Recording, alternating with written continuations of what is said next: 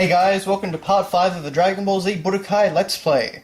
So we're going to continue with the Namekian story arc, and try and fight our way to Freeza. So, well, we're jumping ahead a bit from last time, but basically everyone has been defeated by Riku. So it's now time for Goku to make his grand reappearance.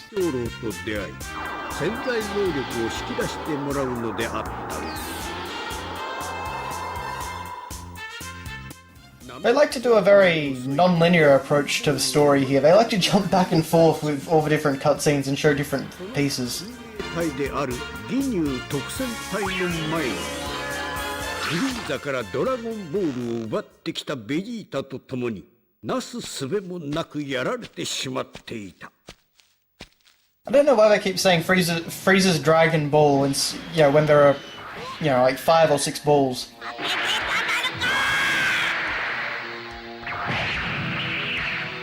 For a PS2 game cutscene, that still looks pretty brutal.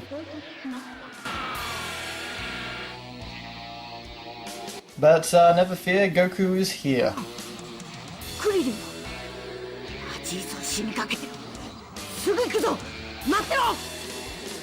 Maybe you should fly away, Goku, instead of talking. Yeah?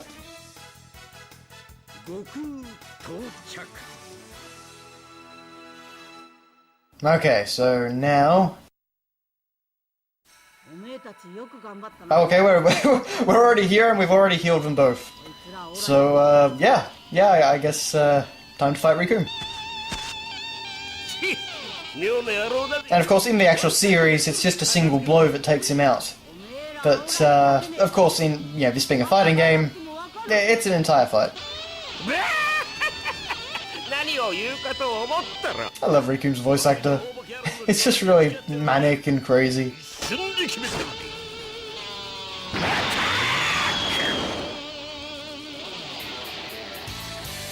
So as you can see, we now actually have a throw for Goku, a new fist attack I believe for Goku, and Kaioken times 5.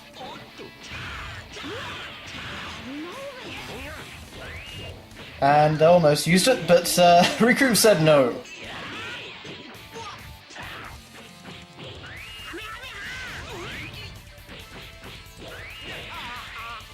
Oh no, never mind, sorry, it's just continuous Kamehameha. Goku gets quite a lot of moves, but sadly continuous Kamehameha is very easy to pull off. I should actually say, a lot of these attacks I don't actually make a conscious effort to pull off. It's just that whenever you see the glowing capsule in the bottom left corner, you just press the circle button. I mean, you don't really care what it is, I mean it's going to do damage, so you just press that circle button and see what it is. That was a pretty stylish finisher.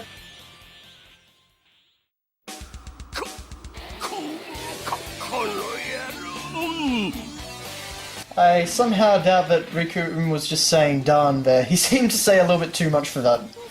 But anyway, Riku is now down for the count.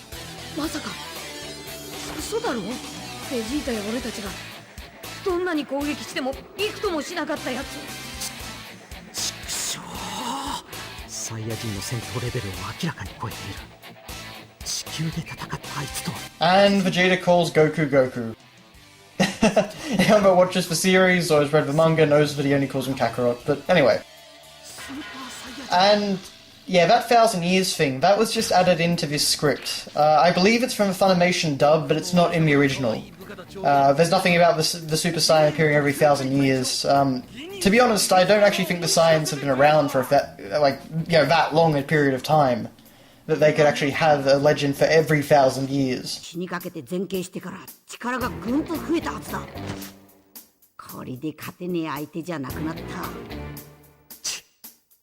Oh my god, you knew about that! Oh dear.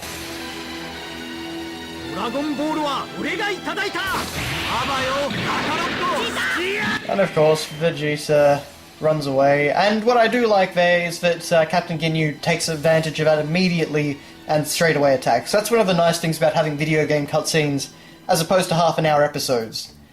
Some of the pacing issues are actually fixed in scenes like that, where everything just moves at the speed that it should. The Budokai games are famous for actually giving a lot of names to attacks that didn't have them before. So like, Captain Ginyu just there got a attack called Milky Cannon. I have no idea why it's called Milky Cannon, but there you go. I remember that back at the time, talking about attack names at school and that sort of thing, we'd always use the names from the Budokai games. So like, Trunks has things like Buster Cannon and stuff like that. And if you turn on the Japanese, it's actually the Japanese voice actors saying like, Buster Cannon! And stuff like that, so it's, those are the actual original names.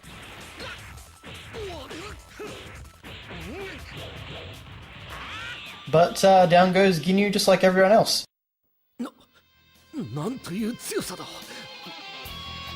Now, Force appears a few times in this translation.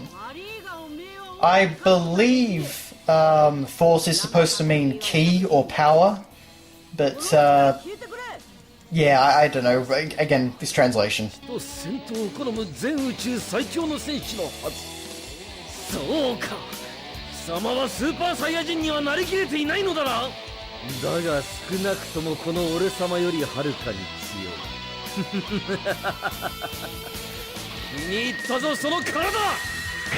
And of course, actually we even got, I think there might have been some blood there, which is interesting, but of course Captain Ginyu takes Goku's body. And this actually leads to one of the rare times in the game where we don't play as Goku, Piccolo, Vegeta, and Gohan. We actually do get to play as Ginyu. And as you can see, we've just skipped ahead to the part where Ginyu and Goku's body is attacking Gohan and Kuririn over at Freeza's spaceship. But, yeah, so...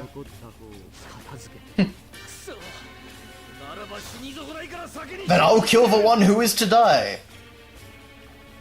What does that mean? I mean, so Vegeta just said that he's going to kill the one that comes out on top. And then Ginyu says he's going to kill the one who is to die. I don't know. But anyway, so yeah, we actually finally do get to play as a new character. And as you can see, the damage actually does affect us because we have started off with one less health bar than our opponent. But it really doesn't make much of a difference. This is a pretty easy fight. And one thing I really like is that you can actually see on his character model, his fighting game character model, not just his cutscene model, we have the wound, up in the top right-hand corner of his body. That's really good attention to detail, and even Goku actually has, like Goku's body actually has the scanner equipped on him. So it's a very nice attention to detail there. A lot of future games would just mess that up. But anyway, so you saw that we had the same continuous Kamehameha attack again, except this time it was called Parmesan Shower, which is interesting. I don't know in what way Ki Blasts relate to Parmesan, but I guess it was a shower. Yep.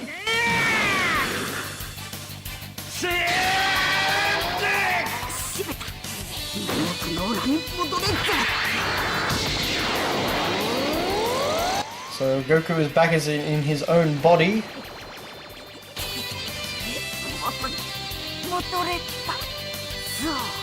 You sure are, buddy. And load screen. Actually, menu. So then the next one, Road to Super Saiyan. In the, once again, Namekan story mode. I never noticed that before. I really can't believe that's an issue. And once again, there we go, that's the actual scene from the anime, where Goku takes out all of the different characters, except for Geese, of course. And, of course, Goku then throws a frog, and Ginyu gets turned into a frog. Honestly, if you hadn't seen the series, these cutscenes probably wouldn't make too much sense to you. They jump around way too much for that. They're still fun to watch, but yeah. We have a full Porunga graphic, which is pretty neat.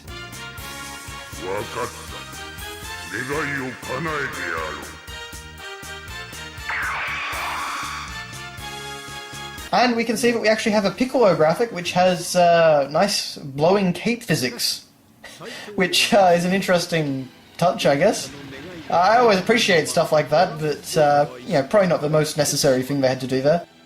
Would have been nice if you could play as Piccolo with his cape on in fights. Maybe you can in the multiplayer mode, but he never does it in single player.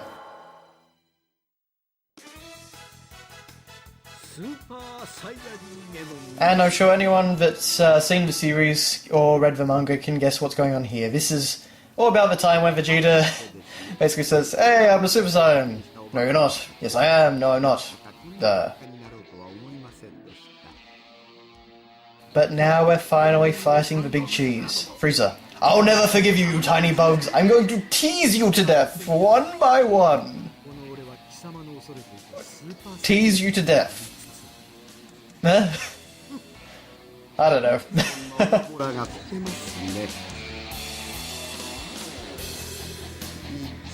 Look at that. Did you see just how Frieza's mouth just twitched that little bit? This may be an early PS2 game, but there's just so much more effort put into it than the later Dragon Ball games. So now we're fighting Freeza. And for the most part, these fights aren't too bad. They vary a little bit, but you know, you do need to block attacks and things like that. But for the most part, it's not too bad. One of the neat things about Freeza is that whenever he does his side steps, so you hold X and you push up or down, or you double tap up and down, I should say, he actually teleports around. So it just kind of gives him his own little bit of personality, you know, in terms of character animations there. I guess the idea is that he's kind of so powerful that he doesn't walk, he just is there.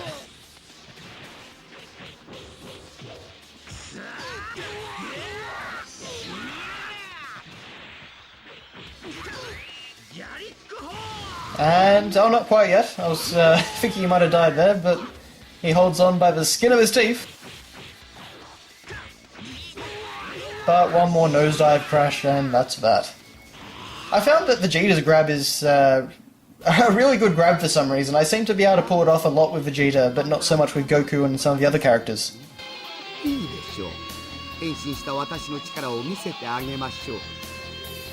And so it begins. But not for very long, actually. We don't get to fight Frieza's intermittent forms. So we don't get to play as Piccolo or anything like that, at least... unless I'm wrong, I don't believe so, though. Yeah, Freeza or Vegeta is the next one. They are all in the game, and you can actually play as all of them. But in the multiplayer mode, you can you know, transform into each one of them. But yeah, the story mode just decided to not use that. So I like the way that it cuts out filler, and I very much like the way that they did that cool effect from the anime, except in 3D for Piccolo. But you know, the story mode probably could have done some things a little bit differently. And even little things like that, you've got the particle effects there, you know, coming off of Piccolo's clothes. You've got the particle effects there with Vegeta's armor and the hole being blown through him. This is... it's just effort. It's something that I'm just so unused to seeing nowadays from Dragon Ball games. I mean, Spike, the company that made Raging Blast and the Budokai Tenkaichi games, they really just didn't put much effort in a lot of ways. But particularly in the Raging Blast and Ultimate Tenkaichi games. They had some good ideas, but they just didn't put as much effort as they should have in there. They were just they were content to be lazy.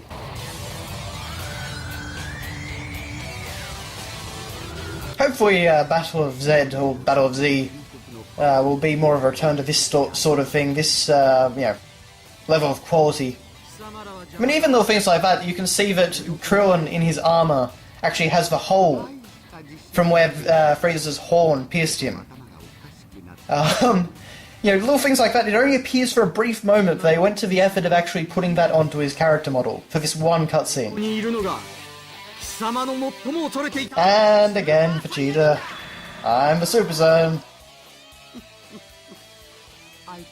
You're such a kidder.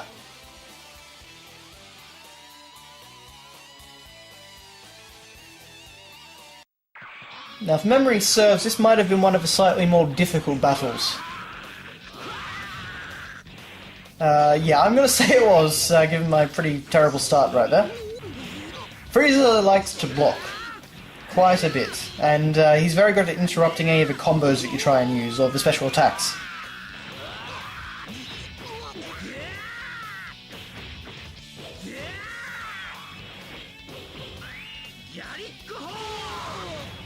Honestly, sometimes it is kind of just better to use the pretty basic punch combo than your beam attack.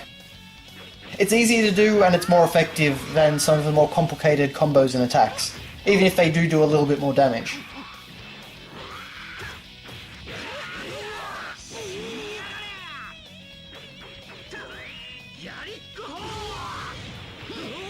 As you can see right there, you can actually use your beam attacks as range techniques, so I just punched in the air for some reason and then, did the Gallic Cannon. But it lacks a lot of finesse. I'm very glad they changed it in the sequels, like I was talking about in part 1, I believe. But yeah, this is actually looking pretty grim for me. It's very close though. And not quite, unfortunately. So, take 2.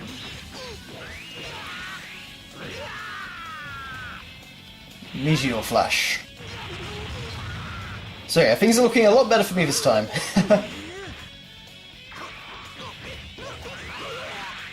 Although, Freeza did manage to pull off a pretty nice combo right there. But yeah, this is over.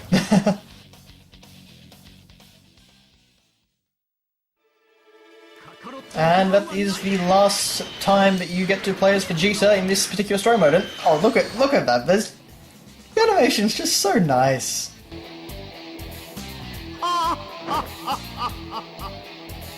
ちょっと本気を出したらついてこれないようだね。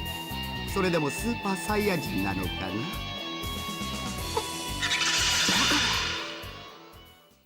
For the record, I mean, I don't have much Japanese, but I'm pretty sure just then he said impossible. 限界だというのか。俺はスーパーサイヤ人だ。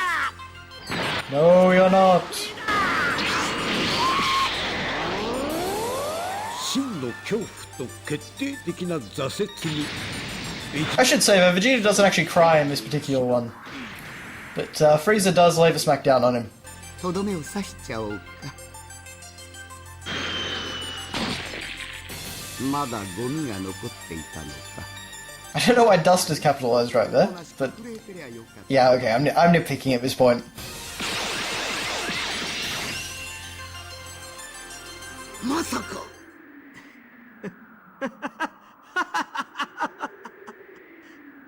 フリーザ、本気でやった方がいいぜ。こいつこそ貴様が最も恐れていたスーパーサイヤ人だ。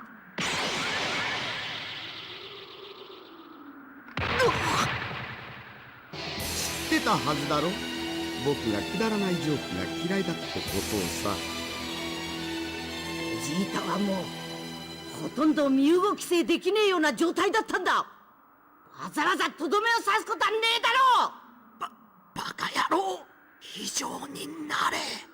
そうすれば貴様はきっとなれるはずだ。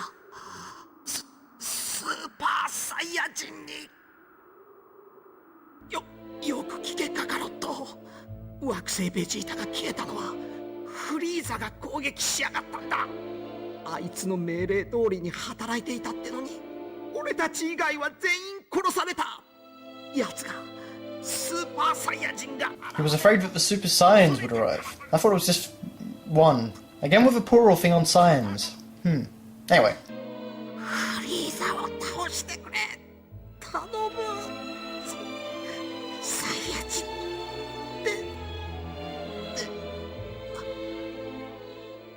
But that's the end of Vegeta, and that's the end of part 5. So thanks for watching, guys, and I'll see you next time.